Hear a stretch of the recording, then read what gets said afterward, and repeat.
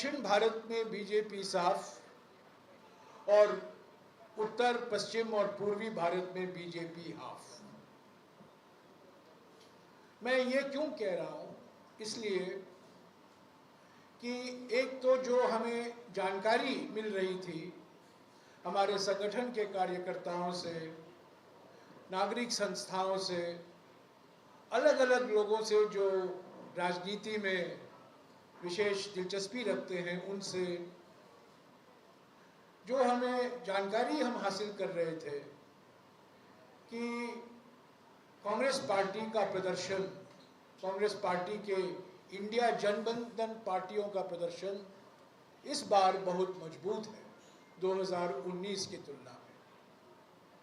और दूसरी बात, 19 तारीख के बाद निवर्तमान प्रधानमंत्री के भाषा में, उनके प्रचार में बहुत बदलाव आया, जिसका मैं कुछ जिक्र करने वाला हूँ। तो पहले 2 चरण के बाद ही ये तय हो गया कि कांग्रेस पार्टी को और इंडिया जनबंधन की पार्टियों को स्पष्ट और निर्णायक जनादेश मिलने वाला है 4 जून को। इसीलिए 19 तारीख से लेकर मैं हमेशा नरेंद्र मोदी जी को निवर्तमान प्रधानमंत्री का नाम से मैं पुकार रहा हूं। इसमें कोई शक नहीं है कि 2019 के तुलना में जिन राज्यों में कांग्रेस पार्टी का बिल्कुल सफाया हुआ था, मिसाल के तौर से राजस्थान, मध्य प्रदेश, छत्तीसगढ़, कर्नाटका, तेलंगाना, बिहार, उत्तर प्रदेश और महाराष्ट्र, इन राज्यों में 2019 में बिल्कुल हमारा सफाया हो गया था। पर इस बार जिस उत्साह के साथ लोग आए हैं, अपना मत दिया है और अपनी नाराजगी प्रकट की है चुपचाप तरीके से, ये हमें विश्वास दिलाता है कि हमें जनादेश मिलने वाला है। और ये जनादेश स्पष्ट और निर्णायक जनादेश होगा इंडिया जनबंधन की पार्टियों के लिए। दूसरी बात, जो मुद्दों को लेकर हमने अपनी रणनीति तैयार की थी, जो हमारा चुनाव प्रचार था, ये पहले भारत जोड़ो यात्रा के समय और बाद में भारत जोड़ो न्याय यात्रा के समय ये तय किया गया था। हमारे 5 न्याय हमने जनता के समक्ष रखा: नारी न्याय, युवा न्याय, किसान न्याय, श्रमिक न्याय और हिस्सेदारी न्याय। और हर एक न्याय को लेकर हमने 5 गारंटियां दी, यानी कि 5 न्याय 25 गारंटी का कार्यक्रम का एजेंडा हमारा था, जो हमने और हमारे नेताओं ने प्रचार किया इस चुनाव अभियान में। खास तौर से क्योंकि अभी चुनाव हरियाणा और पंजाब में भी होने वाले हैं, मैं खास तौर से किसान न्याय का जिक्र करना चाहता हूं, क्योंकि किसान इन 2 राज्यों की रीढ़ की हड्डी हैं। और ऐसे तो सारा देश कृषि प्रधान देश है, पर खास तौर से जहां चुनाव होने वाले हैं, उत्तर प्रदेश, बिहार और विशेष तरीके से हरियाणा और पंजाब में, किसान न्याय को लेकर हम ये कह रहे हैं कि पिछले 10 साल में जो किसानों को पीड़ा पहुंचाया गया है, जो अन्याय और अत्याचार किसानों पर हुआ है, जो किसान आंदोलन के समय सारा देश गवाह था, उससे मुक्ति पाने के लिए हमने किसान न्याय को लेकर 5 गारंटियां दी। मैं सिर्फ 2 गारंटियों का जिक्र करूंगा। पहला गारंटी यह है कि हमने वादा किया है कि एमएसपी को हम कानूनी दर्जा देंगे, यानी कि न्यूनतम समर्थन मूल्य जो 24 कृषि पदार्थों पर लागू किया जाता है, जो कृषि उत्पादन किया जाता है, 24 ऐसे कमोडिटीज़ हैं जिनके लिए एमएसपी घोषित की जाती है। और हमने ये वादा किया है कि एमएसपी के लिए एक विशेष कानून बनाया जाएगा। और स्वामीनाथन आयोग की सिफारिशों के आधार पर संपूर्ण खेती की लागत और उसको 1.5 गुना बढ़ाकर उस स्तर पर एमएसपी हम तय करेंगे। और दूसरी बात जो हमने गारंटी दी है कि पिछले 10 साल में हमारे निवर्तमान प्रधानमंत्री ने अपने खास दोस्तों 21 पूंजीपतियों का 16 लाख करोड़ रुपया कर्जा माफ किया है। 16 लाख करोड़ रुपया पर किसानों का 1 रुपया कर्जा भी नहीं माफ हुआ है। 2008 में डॉक्टर मनमोहन सिंह जी की नेतृत्व में 72,000 करोड़ रुपया कर्जा माफ किया गया था और हमने ये गारंटी दी है कि इस बार कर्जा माफ हम करेंगे, किसानों का कर्जा माफ होगा। और जिस तरीके से 2008 में पंजाब में 5 लाख किसानों को फायदा पहुंचा, हरियाणा में 9 लाख किसान परिवारों को फायदा पहुंचा, बिहार में 18 लाख किसानों को फायदा पहुंचा और उत्तर प्रदेश में करीब 58 लाख किसानों को फायदा पहुंचा, उसी तरीके से हम कर्जा माफी का एक परियोजना बनाएंगे और जल्द से जल्द ये कर्जा माफी शुरू होगा। अभी 3 या 4 दिन पहले केंद्र सरकार की ओर से एक खत गया है सारे राज्यों के मुख्य सचिवों को कि जो किसान पराली जलाते हैं उनको एमएसपी नहीं देना चाहिए। हमने इसका कड़ा विरोध किया है। हमारा ये मानना है कि किसान पराली जलाते हैं क्योंकि वो मजबूर हैं और कोई रास्ता नहीं है, कोई विकल्प नहीं है किसान के सामने, इसीलिए वो स्टबल बर्निंग होता है, पराली जलाई जाती है और उनको भी एमएसपी लागू होना बहुत ज़रूरी है। तो ऐसे किसान न्याय को लेकर हमने कई गारंटियां दी हैं। श्रमिक न्याय को हमने कहा है कि न्यूनतम मजदूरी 400 रुपया होना ज़रूरी है। जब कांग्रेस पार्टी 400 पार की बात करती है, 400 पार माने 400 रुपया प्रतिदिन मजदूरी, 400 सीट नहीं, 400 रुपया मजदूरी। और उस 400 पार का हमने भी गारंटी दिया है श्रमिकों के लिए। और महिलाओं के लिए हर गरीब परिवार की एक महिला को हर साल 1 लाख रुपया सीधे उनके बैंक के खाते में डाला जाएगा। और युवा न्याय को लेकर हमने कहा है कि जो कोई युवा डिप्लोमा खत्म करता है या करती है और डिग्री पाता है या पाती है, उनको पहले 1 साल के लिए प्रशिक्षण में लगाया जाएगा। उसके लिए एक कानून बनाया जाएगा, राइट टू अप्रेंटिसशिप एक्ट, और 1 लाख रुपया मुआवजा उनको दिया जाएगा। तो हम ये मानते हैं कि हमारे चुनाव प्रचार एक सकारात्मक एजेंडा को लेकर हमने जो प्रचार किया है 5 न्याय 25 गारंटी को लेकर, वो जनता में गूंज रही है। जनता ने उसका स्वागत किया है। हमने देखा भारत जोड़ो यात्रा के समय, भारत जोड़ो न्याय यात्रा के समय, और उसी उत्साह और उसी ऊर्जा के साथ लोग आए हैं और चुपचाप तरीके से उन्होंने अपनी नाराजगी जताई है मौजूदा मोदी सरकार की। प्रधानमंत्री 19 तारीख अप्रैल, निवर्तमान प्रधानमंत्री 19 अप्रैल के बाद अपनी उन्होंने भाषा बदल दी और सारी उनकी राजनीतिक रणनीति सांप्रदायिक रणनीति बन गई। उन्होंने अपने कांग्रेस पार्टी के घोषणा पत्र को एक सांप्रदायिक रंग देने का प्रयास किया। अभी उन्होंने कुछ 45 इंटरव्यू दिए हैं अखबारों को और टीवी चैनलों को। वो इंटरव्यू नहीं कहा जा सकता क्योंकि वो एक तरफा बातचीत हो रहा है। और अभी तो बिल्कुल साफ हो गया है कि हमारे निवर्तमान प्रधानमंत्री अपने आप को इंसान नहीं मानते हैं बल्कि अपने आप को भगवान मानते हैं। तो इस चुनाव में हम ऐसे व्यक्ति के खिलाफ लड़ रहे हैं जो अपने आप को भगवान मानकर चुनाव में निकले हैं। तो पर उनकी भाषा, हिंदू मुस्लिम की भाषा, धर्म की भाषा, धर्म को राजनीतिक चश्मे से देखना, नजरिए से देखना, यही उनकी भाषा रही है।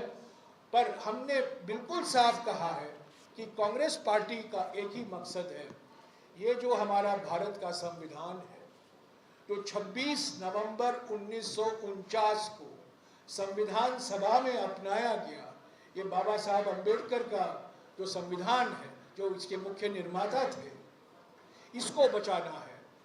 इसमें जो मूल सिद्धांत है, बेसिक स्ट्रक्चर है, पंथ निरपेक्षता, समाजवाद और सबसे महत्वपूर्ण सामाजिक न्याय, आरक्षण द्वारा सामाजिक न्याय, ये खतरे में है, लोकतंत्र खतरे में है।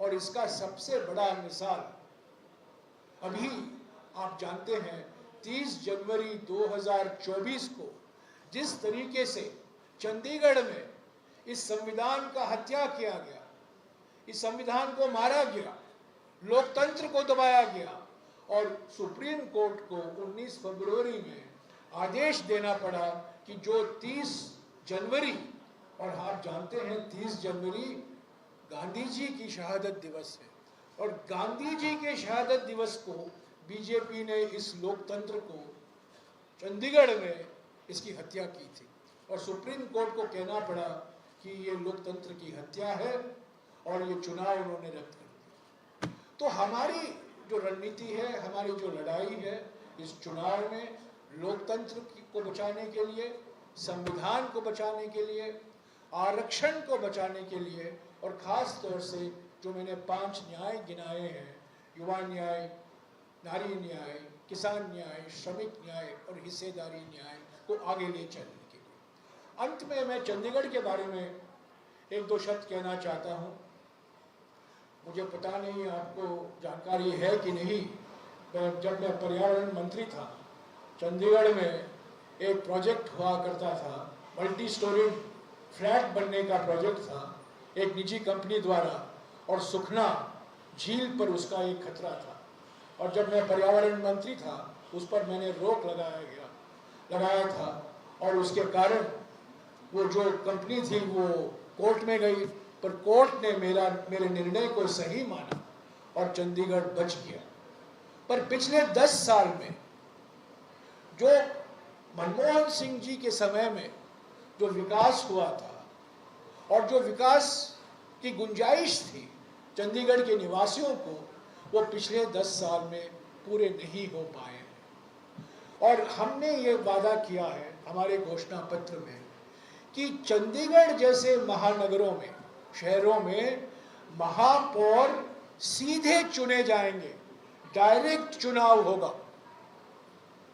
अभी कुछ राज्यों में डायरेक्ट चुनाव होता है, कुछ शहरों में इनडायरेक्ट चुनाव होता है, पर हमने ये वादा किया है हमारे राष्ट्रीय घोषणा पत्र में कि यहाँ जैसे महानगर हैं, चंडीगढ़ जैसे शहर हैं, वहाँ महापौर का चुनाव डायरेक्ट चुनाव होगा, जनता चुनेगी महापौर, और महापौर का समय 5 साल का होगा।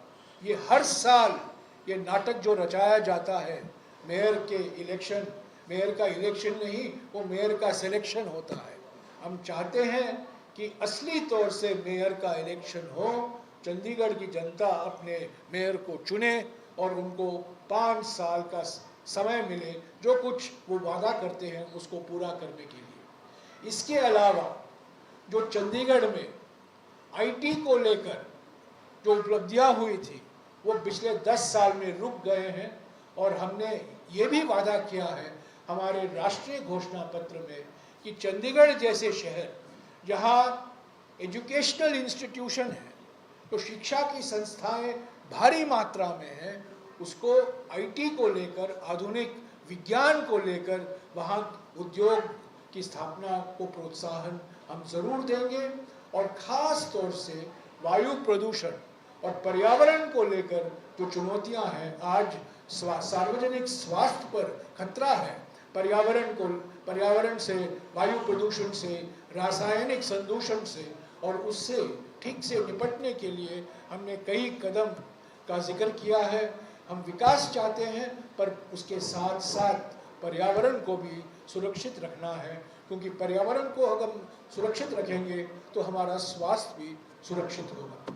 तो इन्हीं शब्दों के साथ मैं फिर से कहना चाहता हूँ कि 4 तारीख जून को इंडिया जनबंधन को जनादेश मिलने वाला तय हो चुका है। स्पष्ट और निर्णायक जनादेश होगा और जैसा कि 2004 में हुआ था, 20 साल बाद वही इतिहास दोहराया जाएगा।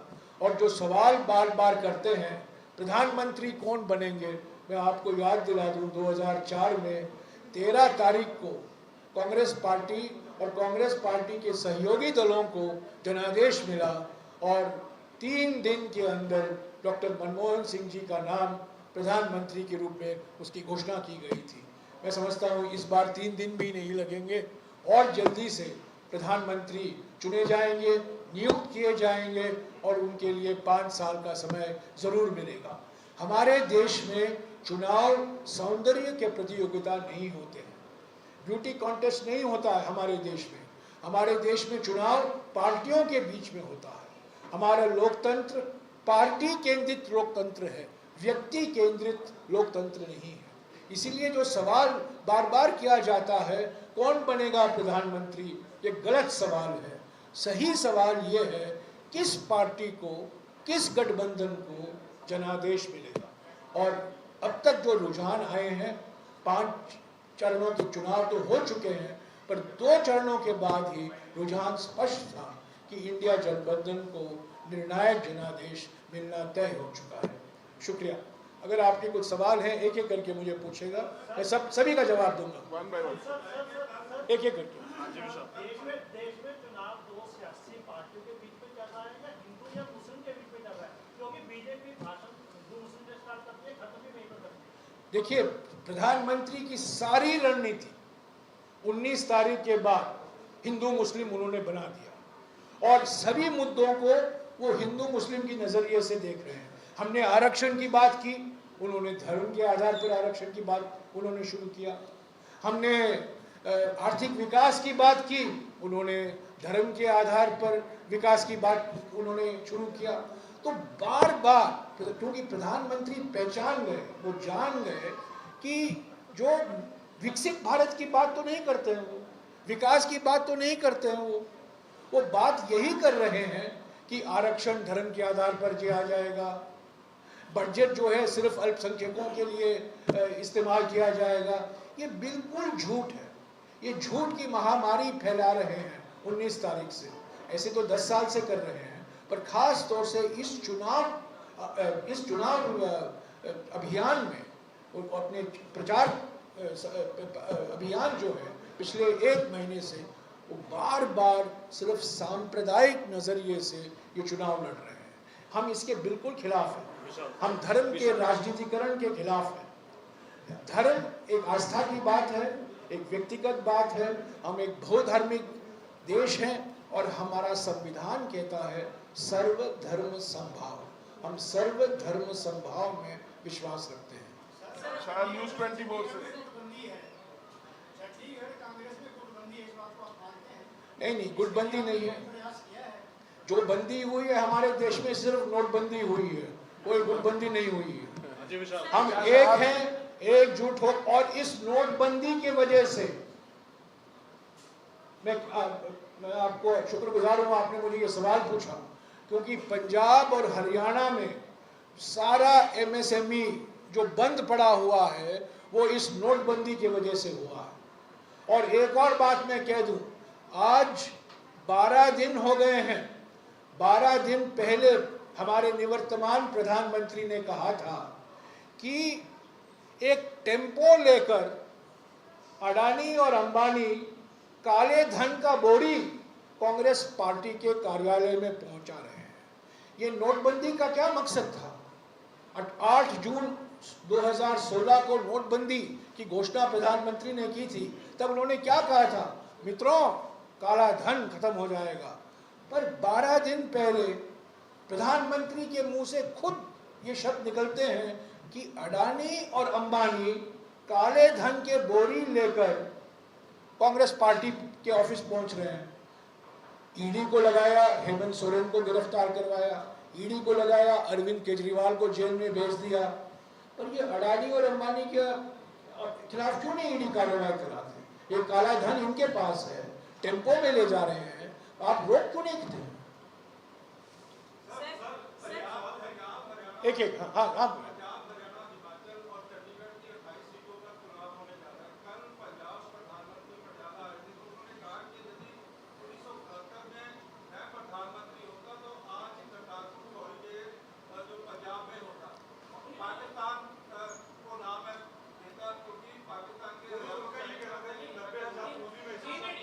प्रधानमंत्री चुनाव में बहुत कुछ दावे करते रहते हैं। मैं सभी दावों के बारे में कोई टिप्पणी नहीं करने वाला हूँ।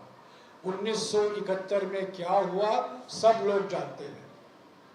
दो देश, एक पाकिस्तान था और एक बांग्लादेश उभर कर आया, और सब लोग जानते हैं ये हमारी सेना के त्याग से हुआ, बलिदान से हुआ, उनके वीरता से हुआ। और प्रधानमंत्री कौन थी उस समय? इंदिरा गांधी थी। हमारे निवर्तमान प्रधानमंत्री तब क्या कर रहे थे मुझे पता नहीं।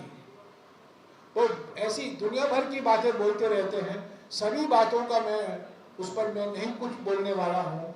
और पर एक और मिसाल है ये प्रधानमंत्री का, जो बार बार धर्म को लेकर ये मुद्दा लेते हैं और अपनी चुनाव प्रचार को एक धार्मिक या सांप्रदायिक रंग देने का कोशिश करते हैं। ये एक और मिसाल है।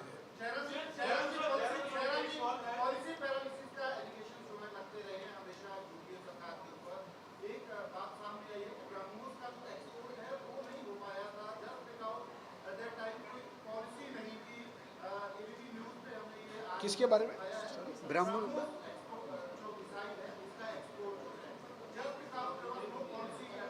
अरे मिसाइल का एक्सपोर्ट तब होगा जब मिसाइल का प्रोडक्शन होगा। मिसाइल का प्रोडक्शन की शुरुआत के बाद ही निर्यात हो सकता है। और सारे पब्लिक सेक्टर कंपनियां, सारे एयरपोर्ट बेचे गए हैं, एक पूंजीपति दोस्त खरीदा है। सारे बंदरगाह बेचे गए हैं, एक पूंजीपति दोस्त खरीदा है। आप देखिए ना, पिछले 10 साल में जो हमारी सार्वजनिक संपत्तियां थी, जो पिछले 70 साल में बनाए गए थे, इस्पात के कारखाने, फर्टिलाइजर के फैक्ट्री, अभी यहाँ देखिए NFL के 2 फैक्ट्री हैं, पानीपत में और बठिंडा में, जो 40 साल पहले रखाए गए थे, उसका भी निजीकरण होने वाला है। तो सारा पब्लिक सेक्टर जो बेचा जा रहा है, और ये प्रधानमंत्री बोल रहे हैं कि अब मैं मिसाइल एक्सपोर्ट कर रहा हूँ। यहाँ क्या कर रहे हैं वो बताइए ना। आप MSP का वादा करते हैं किसानों को। 3 साल पहले आपने ड्रोन से किसानों पर आंसू के गैस फोड़े, 700 किसान मारे गए, शहीद हुए। उनके बारे में तो कुछ नहीं बोलते हैं, पर मिसाइल की एक्सपोर्ट की बात करते हैं। जब वो 3 काले कानून वापस लिए, तब उन्होंने किसान संगठनों को वादे किए थे ना, MSP का कानूनी दर्जा दिया जाएगा। नहीं, MSP का कानूनी दर्जा नहीं दिया जाएगा, मिसाइल का एक्सपोर्ट होगा। उन्होंने ये भी कहा था कर्जा माफी होगा। नहीं, कर्जा माफी नहीं होगा, मिसाइल का एक्सपोर्ट होगा। ये तो प्रधानमंत्री तो क्या किस दुनिया में रह रहे हैं। पर प्रधानमंत्री, ये निवर्तमान प्रधानमंत्री बेमिसाल है, क्योंकि वो भगवान है, वो इंसान नहीं है। आप पूछ चुके हैं, एक मिनट प्लीज, एक बार आप एक मैं कोई जल्दी में नहीं हूँ, आप आराम से पूछिए। जयराम जी, कल PM ने पटियाला में कांग्रेस पार्टी और आम आदमी पार्टी दोनों को धोया। उन्होंने कहा कि दिल्ली में जो है सबसे भ्रष्ट पार्टी बताया है, आज के टाइम में सबसे भ्रष्ट पार्टी आपको कहा, और 84 सिख दंगों की जिम्मेदार कांग्रेस पार्टी, ये दोनों मिलकर दिल्ली में लड़ रहे और पंजाब में दिखावा कर रहे हैं। तो एक ये उन्होंने आपके बारे में आरोप लगाया। देखिए, मैं प्रधानमंत्री के झूठ के बारे में मैं रनिंग कमेंट्री नहीं दूंगा। बोलिए, अगर कुछ तथ्यों के आधार पर कुछ बोलते हैं, मैं उसकी उस पर टिप्पणी कर सकता हूँ। अमनदीप, हाँ जी, आप हो गया आपका हो जा चुका जी, प्लीज हो गया।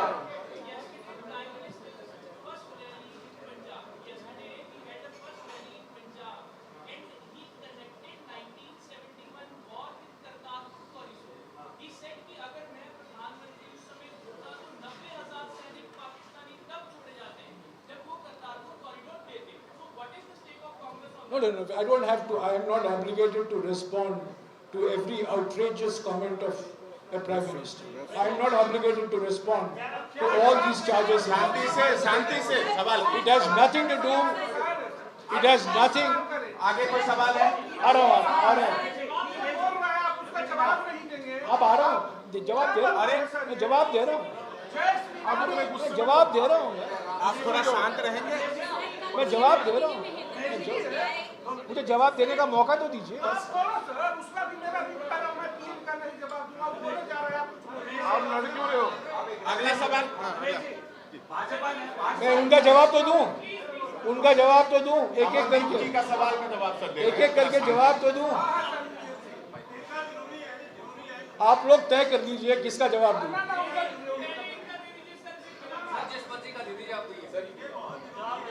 मैं हिंदी में बोलूंगा, अंग्रेजी में बोलूंगा, और अगर आपको समझ में नहीं आया मैं पंजाबी में बोलूंगा. ठीक है. जो आपने सवाल पूछा है, ये 2024 के चुनाव हैं. इसमें मुद्दे किसान अन्याय का है, युवा अन्याय का है, हिस्सेदारी अन्याय का है, महिला अन्याय का है और श्रमिक अन्याय का है. 1971 में क्या हुआ, किसने क्या किया, वो इस चुनाव के मुद्दे नहीं है. इस चुनाव के मुद्दे पर प्रधानमंत्री एक शब्द नहीं बोलते हैं. वो बोलिए, पिछले 10 साल में जो आपने वादे किए थे, आपने कितना पूरा किया, उसके बारे में तो आप पूछते नहीं है और वो बोलते नहीं है. हमने देखा है 42 इंटरव्यू उन्होंने दिया है. ये तो इंटरव्यू नहीं है, उनसे सवाल खुद ही लिखते हैं, जवाब खुद ही देते हैं. पर कैसे सवाल पूछे गए उनसे? 1971 में क्या हुआ, अगर मैं 1947 में था तो मैं इस विभाजन नहीं होने देता. चाइना को लैंड क्या? कंसीड कर दी. ये कहां से? 19 जून 2020 को 19 जून 2020 को सारा देश गवाह है. एक सर्वदलीय बैठक में प्रधानमंत्री ने कहा है, कोई सीमा पार करके नहीं आया है, न कोई हमारे जमीन पर बैठा है. यानी कि चीन के साथ कोई मुठभेड़ नहीं हुआ.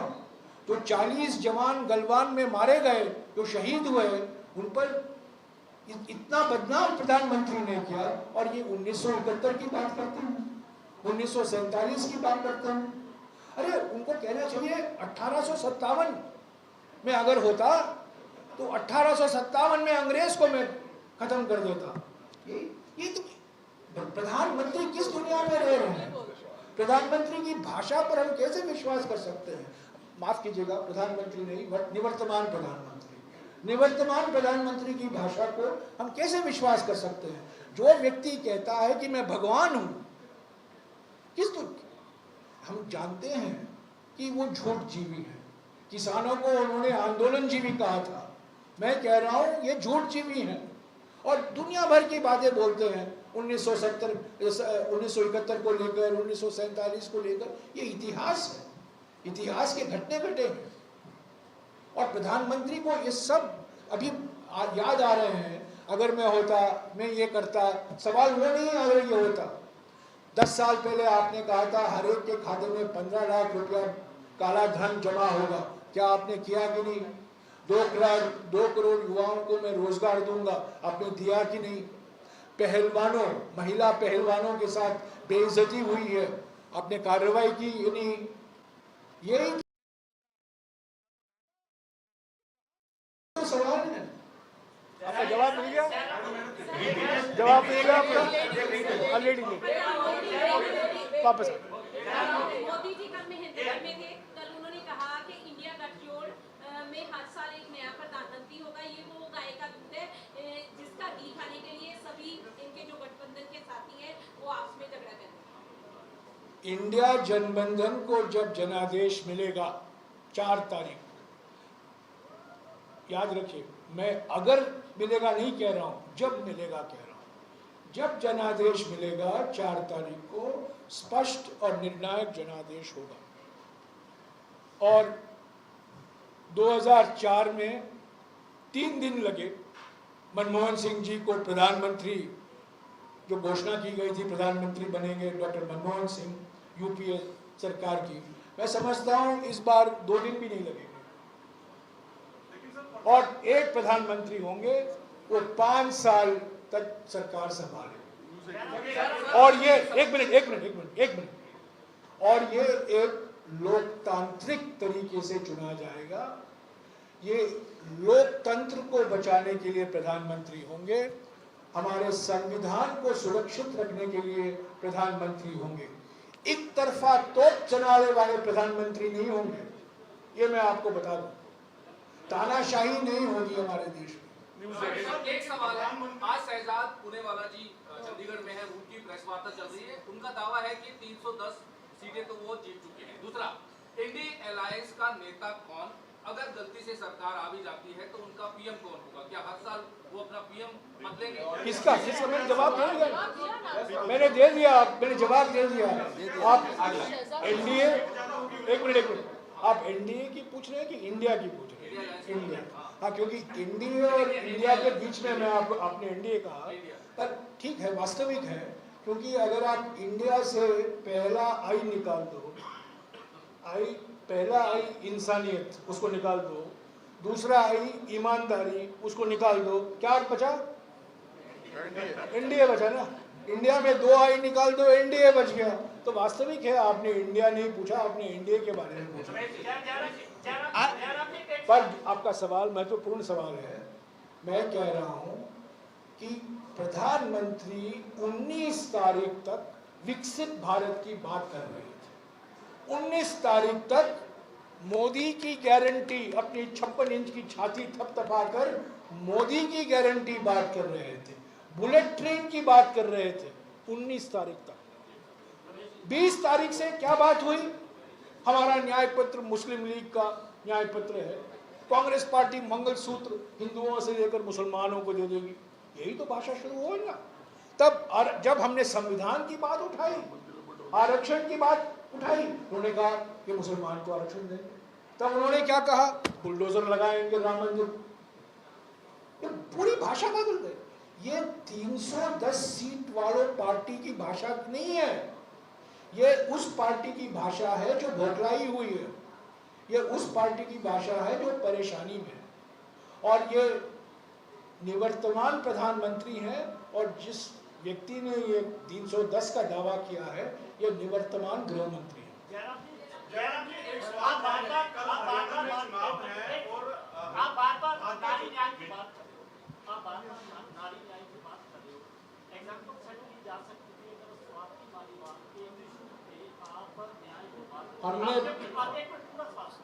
मैं सवाल जानता हूँ यार, आपका सवाल क्या जानता हूँ मैं, सवाल जानता हूँ, मैंने बार बार कह चुका हूँ, जो जांच हो रही है निष्पक्ष जांच होनी चाहिए, और जो कोई गुनहगार है, जो कोई साबित किया जाता है, जांच के बाद कार्रवाई करनी है, की जानी चाहिए।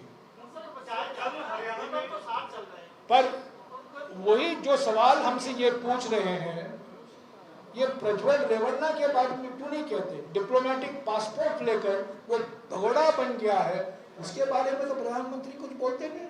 विजय माल्या के बारे में कुछ नहीं बोलते, नीरव मोदी के बारे में कुछ नहीं बोलते। अभी तो प्रज्वल रेवन्ना कैसे इल्जाम लगाए हैं उनके ऊपर, चार्जशीट है, उनके पिताजी को गिरफ्तार किया गया है, डिप्लोमेटिक पासपोर्ट लेकर वो भाग गए हैं, और ये बिल्कुल प्रधानमंत्री के जानकारी में है।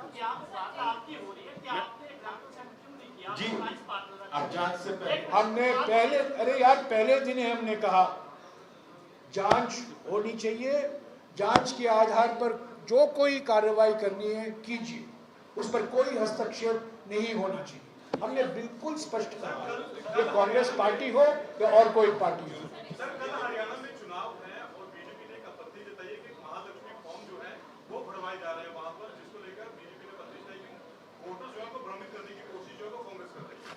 ये फॉर्म है, इसमें क्या है बताइए? सच्चाई ये है कि 8 करोड़ परिवारों तक ये गारंटी कार्ड पहुंचाया गया। यहाँ कहाँ है जानकारी? किसका मोबाइल नंबर है, किसका नाम है, मुझे बताइए। पहले था, तब इलेक्शन कमीशन ने कुछ आपत्तियां जताई, हमने निकाल दिया। असली बात यह है कि हरियाणा में 10 सीटों में बीजेपी की ओर से 6 पूर्वी कांग्रेस वाले लड़ रहे हैं, उनको उम्मीदवार नहीं मिले। 10 में से 6 पूर्व कांग्रेस के नेता हैं और वो जानते हैं कि कांग्रेस हरियाणा में उनकी सरकार गई, वो अभी बहुमत में नहीं है, उनको मेजॉरिटी नहीं है और इस लोकसभा के चुनाव के बाद आप देखेंगे हरियाणा की सरकार जरूर चली जाएगी। सर आपका हो चुका है, एक उनको मौका दो।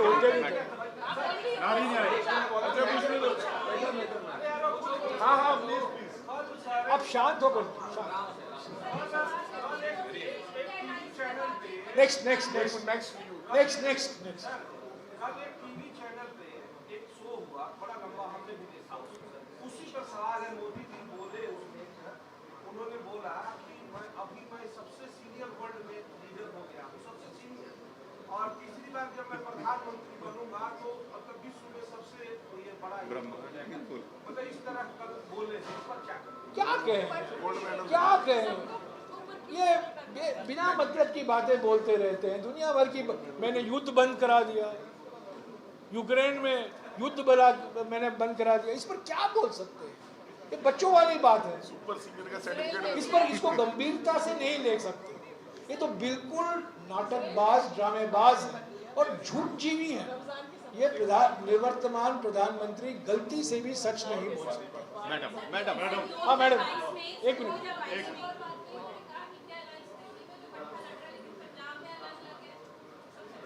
पंजाब में अलग अलग है, हाँ, पंजाब में हम क्यों अलग अलग हैं?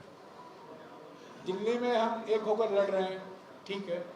हरियाणा में एक सीट हमने आम आदमी पार्टी को दिया है, गुजरात में भी 1-2 सीटों में अंडरस्टैंडिंग था, पर पंजाब में हम क्यों लड़ रहे हैं?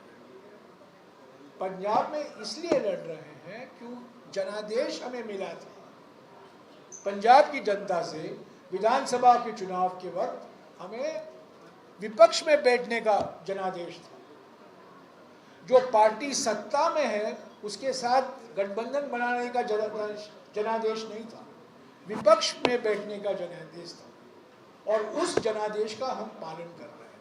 हम पंजाब में मुख्य विपक्ष की पार्टी हैं और उसी अवतार में, क्योंकि आजकल अवतारों का ज़माना है, इंसान भगवान के अवतार लेकर धरती पर उतरे हैं, तो हमारा अवतार जो है पंजाब में विपक्ष का अवतार, सत्ता पक्ष का अवतार नहीं।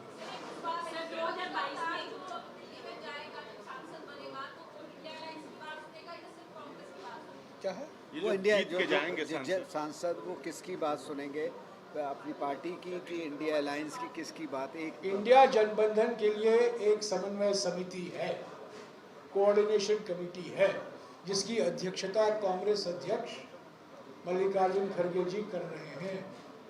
4 बैठकें हो चुकी हैं, पटना में, मुंबई में, दिल्ली में और बेंगलुरु में। नहीं, पंजाब में किसके साथ? हम तो आम आदमी पार्टी के खिलाफ लड़ रहे हैं।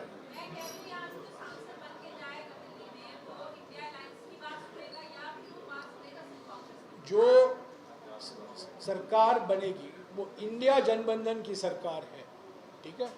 ये जो इंडिया जनबंधन है राष्ट्रीय चुनावों के लिए है, विधानसभा चुनावों के लिए नहीं।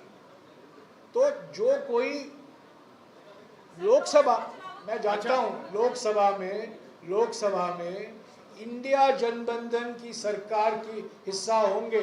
पंजाब से जो सांसद चुने जाएंगे वो कांग्रेस के सांसद हैं, पर कांग्रेस के सांसद लोकसभा में इंडिया जनबंधन की सरकार को समर्थन देंगे। सर का नहीं, हाँ बहुत अच्छा। आप बोलिए ना, बोलिए। कांग्रेस और बीजेपी में सिर्फ एक चीज का फर्क हो गया कि भाजपा रणनीति में आगे निकल गई। वो कैसे? उन्होंने शुरू में 700 का नारा दिया, 3 चरण तक आपने कुछ नहीं बोला, लेकिन जब आपको लगा कांग्रेस को भी 400 नारा देने के कारण वो गलत में जा रहे हैं, तो 3 चरण के बाद आपने कहना शुरू कर राहुल जी ने कि 150 से ऊपर नहीं जाएंगे, अखिलेश ने कह दिया 200 से ऊपर नहीं जाएंगे। तो क्या आपको लगा कि आपने रणनीति बाद में आपने पहले क्यों नहीं कहा कि 200 आ सकते हैं? पार की नारा जब पहली बार लगाई गई थी प्रधानमंत्री की ओर से, निवर्तमान प्रधानमंत्री की ओर से, मैंने खुद कहा था, और 400 पार का असली मकसद क्या है? 400 पार का असली मकसद इस संविधान को बदलना। और जब इस विचार को समर्थन मिला अलग अलग राज्यों में, राजस्थान में, महाराष्ट्र में, जहां पहले और दूसरे चरण में चुनाव हो रहे थे, तब उन्होंने 400 पार की बात ही बंद कर दी। असली बात तो यह है 400 पार, तो आपको लगा कि 400 का नारा देने के कारण वो जीत रहे हैं, तब 3 चरण के बाद आपने प्लानिंग करी कि 150 आ रही है, 200 आ रही है, इन लोगों को ये भार है।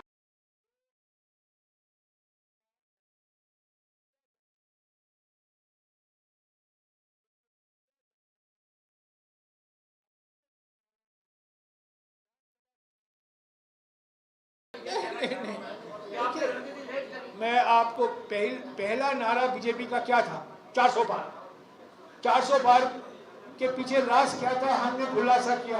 वो 400 पार बंद हो गए, वो 400 पार की बात नहीं कर रहे हैं। अभी हिंदू की एक भैंस रह जाएगी। यही तो प्रधानमंत्री बाचा इस स्तर पर गिर चुके हैं, भैंस की बात बोल रहे हैं। इधर सर, राइट। कांग्रेस पार्टी ने नारा दिया कि लड़की हूँ लड़ सकती हूँ, उसके दौरान भी जितनी महिलाओं को टिकटी के मुकाबले पर्सन की काफी कम थी। आज की भी बात करें तो आज भी पंजाब की खासतौर पर बात करें तो क्या कांग्रेस पार्टी के पास लड़ने के लिए महिलाएं कम है, जब बात दावों और वादों पर कम नहीं है, पर जब चुनाव के लिए उम्मीदवार सिलेक्ट किए जाते हैं, कई फैक्टर आते हैं। सीईसी में चर्चा होती है, और क्या वो उम्मीदवार के पास साधन है, क्या उम्मीदवार मजबूत तरीके से लड़ सकते हैं, इस पर चर्चा होती है। और जहां महिला कैंडिडेट है, महिलाओं को टिकट दिया गया है। अगर आप क्या मुझे पूछ रहे हैं कि ज़्यादा महिला को टिकट देना चाहिए था, मैं समझता हूँ सभी पार्टियों को ये लागू होता है, सिर्फ कांग्रेस पार्टी पर लागू नहीं होता, ये सभी पार्टियों पर लागू होता है, सभी पार्टियों पर, सभी पार्टियों पर। सर आप एक इधर सर ऐसे सर, कैमरा है, आप वहाँ बैठ के पूछिए ना सर, आराम से, आराम से। बार बार संविधान बचाने की बात करते हैं, सामाजिक न्याय की बात करते हैं, आरक्षण की बात करते हैं। मेरा एक सवाल यह है कि अगर कांग्रेस की सरकार आती है, आपकी इंडिया गठबंधन की सरकार आती है, आप पब्लिक सेक्टर को बचाएंगे कि प्राइवेट सेक्टर निजीकरण को बढ़ावा देंगे?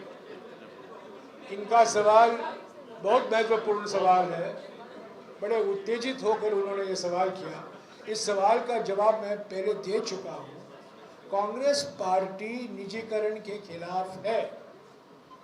हम ये निजीकरण होने नहीं देंगे।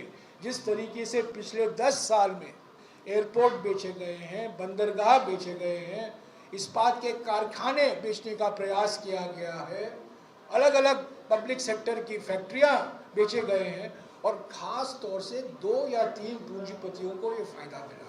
और इसके बाद इसका एक नतीजा है, जो आरक्षण है अनुसूचित जाति और अनुसूचित जनजाति के लिए, वो समाप्त हो चुका है, वो खत्म हो चुका है। तो हम इस अंध निजीकरण के खिलाफ हैं। इसका माने नहीं है कि हम निजी निवेश के पक्ष में नहीं हैं, हम निजी निवेश चाहते हैं, पर हम बैंकों का निजीकरण के खिलाफ हैं, रेलवे का निजीकरण के खिलाफ हैं, स्टील फैक्ट्री, फर्टिलाइजर फैक्ट्री, सभी फैक्ट्रियों का निजीकरण के खिलाफ है। इसमें कोई शक नहीं होनी चाहिए। एक मिनट, इन्होंने आरक्षण की बात की, मैं एक सवाल करना चाहता हूँ। प्रधानमंत्री बार बार, निवर्तमान प्रधानमंत्री बार बार हम पर आरोप लगाते हैं कि हम आरक्षण को खत्म करना चाहते हैं। मैं मोदी जी से सिर्फ एक ही सवाल पूछना चाहता हूँ कि आज सुप्रीम कोर्ट ने 1992 में यह तय किया था कि SC, ST और OBC का आरक्षण 50% के ऊपर नहीं हो सकता, यानी कि 50% की सीमा रखी गई दलित, आदिवासी और OBC के आरक्षण के लिए। पर तमिलनाडु में 69% आरक्षण है SC, ST और OBC के लिए। और ये जो हमारा संविधान है सिर्फ तमिलनाडु का कानून को सुरक्षित करता है। नवी सूची में सिर्फ तमिलनाडु का कानून शामिल किया गया है। मेरा सवाल प्रधानमंत्री जी, निवर्तमान प्रधानमंत्री से यही है कि क्या आप ये 50% की सीमा बढ़ाएंगे कि नहीं? कांग्रेस पार्टी ने अपने गारंटी में कहा है, हिस्सेदारी न्याय को लेकर मैं पढ़ूंगा, संवैधानिक संशोधन द्वारा 50% सीमा हटाकर SC, ST और OBC को आरक्षण का पूरा हक देंगे। ये हमारा गारंटी है। इस पर निवर्तमान प्रधानमंत्री ने अब तक अपनी चुप्पी नहीं तोड़ी है। हाँ जी, आ रहा हूँ। सॉरी, नहीं, अलग अलग राज्यों में सीमा अलग अलग होती है। कुछ राज्यों में 75 तक जाता है, कुछ राज्यों में 80 तक जाता है। पर अगर आप नवी सूची देखें हमारे संविधान का 257 एंट्री, वो 257 एंट्री क्या कहता है? सिर्फ तमिलनाडु का कानून इसमें शामिल किया गया है। 257, थोड़ा बूढ़ा हो गया हूँ, सीधा नहीं दिखा। हाँ, 257 Tamil Nadu backward classes, scheduled caste and scheduled tribes, यानी कि तमिलनाडु का कानून। तो 69% सुरक्षित है। अगर हरियाणा में 75% है, अगर पंजाब में मिसाल के तौर से 70% है, उसको भी सुरक्षित रखना चाहिए। तो सर इसका क्या होगा जो आप संविधान में कास्ट बेस्ड सेंसस करवाने जा रही है? सही सवाल पूछा आपने, यही असली सवाल है। प्रधानमंत्री ने क्या कहा, टीवी इंटरव्यू में क्या कहा, 71 में क्या मैं करने वाला था, आपने सही सवाल पूछा। हमने हिस्सेदारी हक को लेकर गारंटी दी है कि हम हमारे देश में सामाजिक, आर्थिक, जाति जनगणना कराएंगे। सामाजिक, आर्थिक, जाति जनगणना कराएंगे। हमारे देश में कितने SC हैं, कितने ST हैं, कितने OBC हैं, ये सब जनगणना के माध्यम से जानकारी हासिल की जाएगी। सॉरी, नहीं, एक बारी जनगणना होने दीजिए, बाद में हमें यह तय करना होगा। ये संविधान के आधार पर SC और ST को आबादी के मुताबिक आरक्षण दिया जाता है, SC और ST को और OBC को भी। पर जब आपके पास आबादी की गिनती ही नहीं है तो आरक्षण हवा में दे रहे हो ना, आरक्षण कोई ज़मीनी हकीकत पर नहीं दे रहे हो। अगर मिसाल के तौर से पंजाब में ये निकला कि 32% आबादी दलित है, तो 32% आरक्षण उनको मिलना चाहिए ना, वो नहीं मिल रहा है। तो जाति जनगणना कराना बहुत ज़रूरी है, गिनती करना बहुत ज़रूरी है, जिस पर निवर्तमान प्रधानमंत्री बिल्कुल चुप है, उन्होंने कुछ नहीं कहा है। पर कांग्रेस पार्टी ने कहा है सामाजिक और आर्थिक समानता के लिए हर व्यक्ति, हर वर्ग की गिनती की जाएगी। ये हमारी गारंटी है। और कुछ सवाल? हाँ जी, लास्ट क्वेश्चन।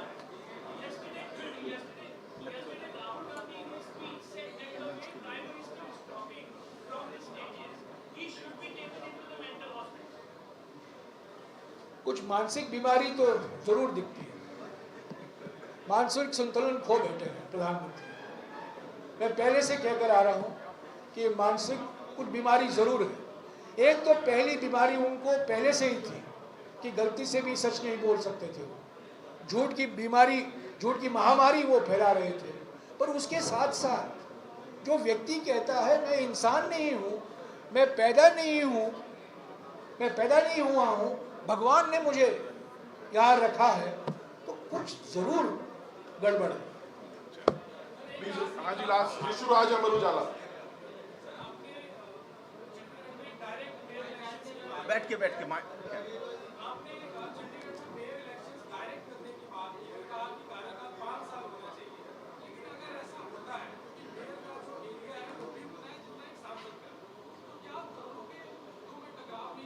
किसके लिए? नहीं, मेयर और He's एमपी saying का कि एरिया आपने direct area election- population voters are the same, so would it not lead to clash between the two mayor and MP because it happens to be देखिए, हमने जब राजीव गांधी प्रधानमंत्री थे तब ये संवैधानिक दर्जा देने की बात की गई थी, जो अंत में 73वां और 74वां संविधान संशोधन बिल बना। 74वां संशोधन बिल नगर पालिकाओं के लिए लागू होता है, मेयर इलेक्शन के लिए लागू होता है। हमने राज्यों पर छोड़ दिया। तो कुछ राज्य हैं, मिसाल के तौर से मैं आपको बताता हूँ, भोपाल में महापौर सीधे चुनाव किया जाता है और भोपाल के मेयर को 5 साल का टर्म मिलता है। पर चंडीगढ़ है, बेंगलोर है, मुंबई है, जहाँ इनडायरेक्ट चुनाव, यानी कि आप चुनते हैं काउंसिल के लिए और वहाँ इनडायरेक्टली महापौर को चुनाव होता है। हमने ये कहा है कि ऐसे शहर हैं हमारे देश में, जिसमें चंडीगढ़ भी शामिल है, जहाँ मेयर का चुनाव सीधा होना चाहिए, जनता की भागीदारी होने की ज़रूरत है, जनता की भूमिका डायरेक्टली होनी चाहिए, समक्ष रूप से होनी चाहिए, और उस मेयर को 5 साल का टर्म दिया जाना चाहिए। तो ये हमने हमारे घोषणा पत्र में कहा। मेयर का काम अलग है, सांसद का काम अलग है। नहीं, एरिया एक ही हो सकता है, पर जो मुद्दे, मिसाल के तौर से मैं आपको कहता हूँ, सांसद की जिम्मेदारी बनती चीन की सीमा पर क्या हो रहा है, डिफेंस के बारे में, कूटनीति के बारे में, इकोनॉमिक पॉलिसी के बारे में, ये सांसदों की जिम्मेदारी होती है। महापौर की जिम्मेदारी क्या होती है? चंडीगढ़ में पानी, ड्रेनेज, सैनिटेशन, चंडीगढ़ का पर्यावरण सुरक्षित रखना, ये चिंता की बात है, सभी की भूमिका होती है। मैं नहीं कहता हूँ एमपी की भूमिका नहीं होगी, पर प्राथमिक जिम्मेदारी किसकी होती है?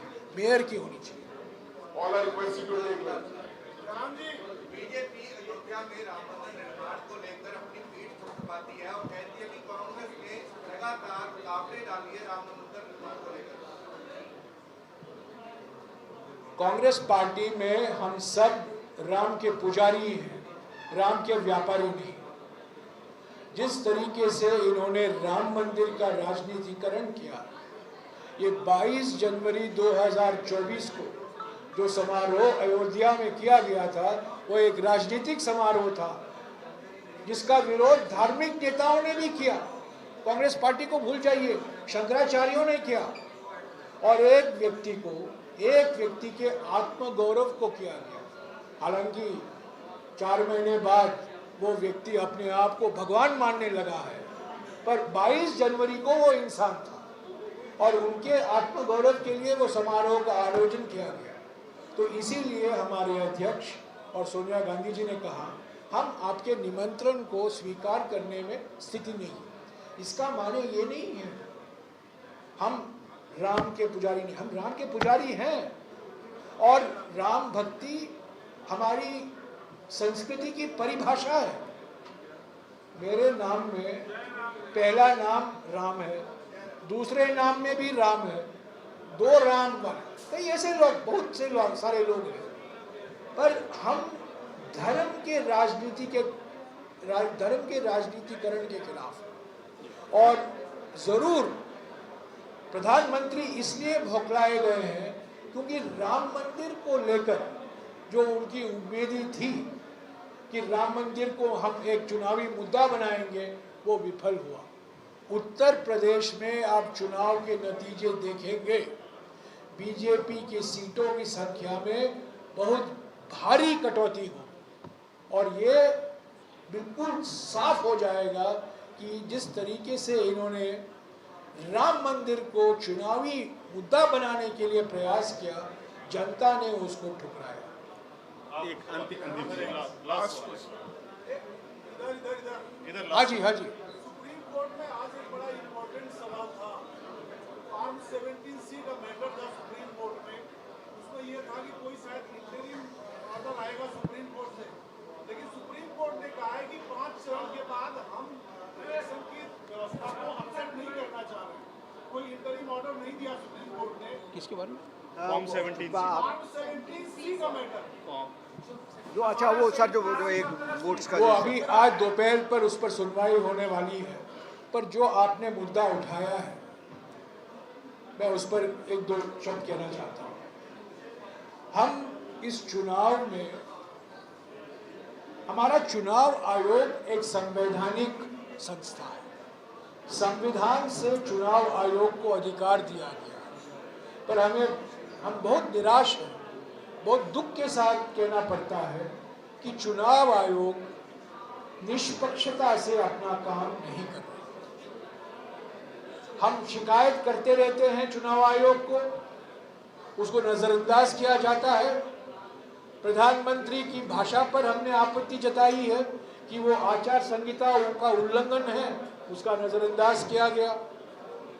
हमें अपॉइंटमेंट नहीं मिल पाए, हम चुनाव आयोग से मिल नहीं पाए वीवीपैट के मुद्दे को लेकर, ईवीएम के मुद्दे को लेकर। तो अफसोस के साथ कहना पड़ता है कि चुनाव आयोग एक संवैधानिक संस्था, वो कहती है सुप्रीम कोर्ट को कि फॉर्म 17C जनता को कोई अधिकार नहीं, जनता का कोई हक नहीं है, सिर्फ उम्मीदवारों को हम देंगे। ये बिल्कुल गलत है और आज इसकी सुनवाई, आज दोपहर को इसकी सुनवाई सुप्रीम कोर्ट में होने वाली है। जी थैंक यू, प्लीज एक मिनट। शुक्रिया।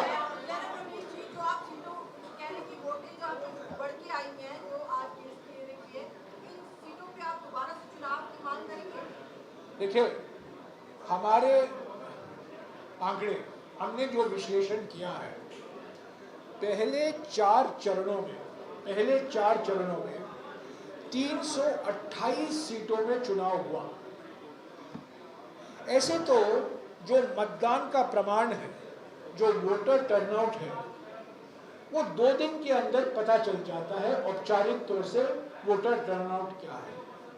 पहली बार ये हुआ है, 11 दिन लगे हैं, 11 दिन पहले चरण के बाद, और दूसरे चरण के बाद 4 दिन लगे हैं। अगर आप पहले 4 चरण देखें, जो आंकड़े चुनाव आयोग ने चुनाव के बाद दिया था और जो आंकड़े अभी दे रहे हैं, करीब 1 करोड़ मतदाताओं का फर्क है। यानी कि हर एक लोकसभा सीट में 28,000 वोट कहां से आए? ये कहां से आए? ये मशीन कहां से आए बताइए? हमने मांग की है, इसका स्पष्टीकरण दीजिए, इसको हमें समझाइए। हो सकता है हम मूर्ख हैं, हम समझते नहीं हैं, हो सकता है हम उतने बुद्धिमान नहीं हैं जितना कि चुनाव आयोग के सदस्य हैं। जब 1 करोड़ मतदान का फर्क है और हर एक, मैं आपको बता दूं, very Shashi Tharoor coming here tomorrow 27 यहाँ शशि थरूर जी आने वाले हैं। शशि थरूर के सीट में 58,000 करोड़ का अंतर है, 58,000। और हमारे चुनाव में लोग 20,000 30,000 से हार जाते हैं। राहुल जी अमेठी 2019 में 45,000 वोट से हारे थे, कुछ लोग 20,000 वोट से हारे हैं, 10,000 वोट से हारे हैं। तो 28,000, और मिसाल के तौर से शशि थरूर की लोकसभा सीट जो है वहाँ 58,000 है। तो हमने मांग की है, इसका स्पष्टीकरण करिए, ये कैसे हुआ है, हमें समझाइए। कुछ गड़बड़ तो नहीं है, कुछ गोलमाल तो नहीं है, हमें विश्वास दिलाइए। अब तक चुनाव आयोग ने विश्वास नहीं दिलाया है, क्योंकि पारदर्शिता बिल्कुल नहीं है चुनाव आयोग के कामकाज। तो ऐसी स्थिति में कांग्रेस का स्टैंड क्या रहेगा? हम चुनाव का बहिष्कार तो नहीं कर सकते, हम सिर्फ चैनलों का बहिष्कार सकते हैं, चुनाव का बहिष्कार नहीं कर सकते।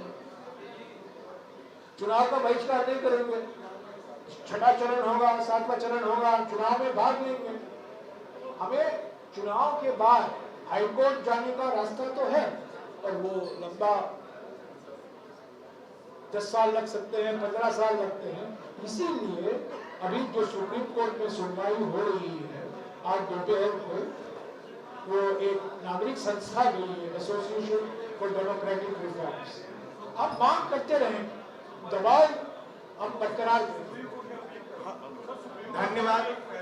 सुप्रीम कोर्ट का भी एक फैसला आया है जिससे जो चुनावों के दौरान अपनी वेबसाइट पर वोटर टर्न अपलोड करने की बात है उसको खारिज कर दिया है। चुनाव लोग का ये कहना है कि अभी 5 फेज के चुनाव हो चुके हैं और इसलिए उनके पास इतनी मैन पावर नहीं है कि उसको अपलोड कर सके। ये सब बहाने हैं।